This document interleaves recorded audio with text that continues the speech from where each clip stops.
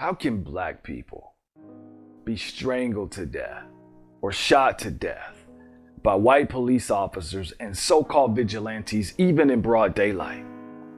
What's the ideology behind these people that causes them to perform such horrendous, unlawful crimes? I believe the subject of the matter are two things: dehumanization and depersonalization. Dehumanization is an extreme kind of prejudice where in-group members view out-group members to be deficient in certain human-defining qualities. In a nutshell, certain out-group members are perceived as being less than human. It's easier to kill something that's less than human, right?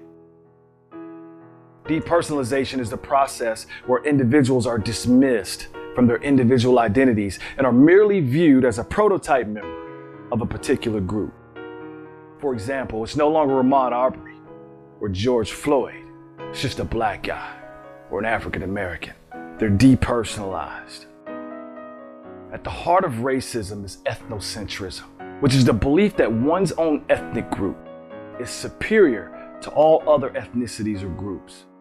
This in-group bias leads to a superiority complex that propels prejudice, stereotypes, discrimination, and racism, therefore creating a we versus they distinction.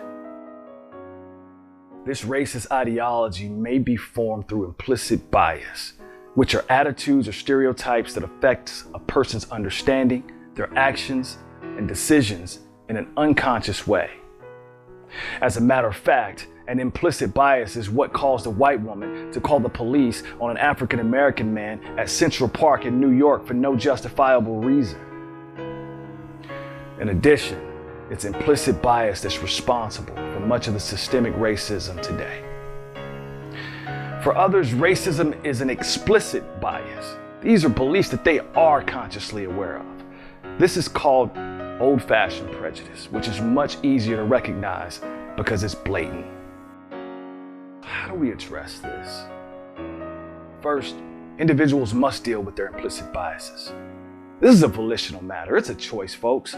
If you only allow yourself to love, care, and have concern solely for people that look like you, then you're strengthening your implicit bias, including bias that leads to systemic racism. Second, there must be intolerance against old-fashioned prejudice amongst leaders and people within the community. The legal system needs to step up and respond quickly and boldly, delivering real justice for these kinds of heinous actions. As a matter of fact, the legal system has no problem moving quickly when making an arrest for someone who looks like me. In the same way, authorities need to move quickly, delivering justice for someone who doesn't look like me, even when it's the police. Lastly, the issue of dehumanization and depersonalization. Listen, we all have a common identity. It's called humanity. Killing another human being should be the most difficult action that anyone could ever commit. If you can easily kill another human being, then you have dehumanized that human being. And this person deserves the most ultimate justice.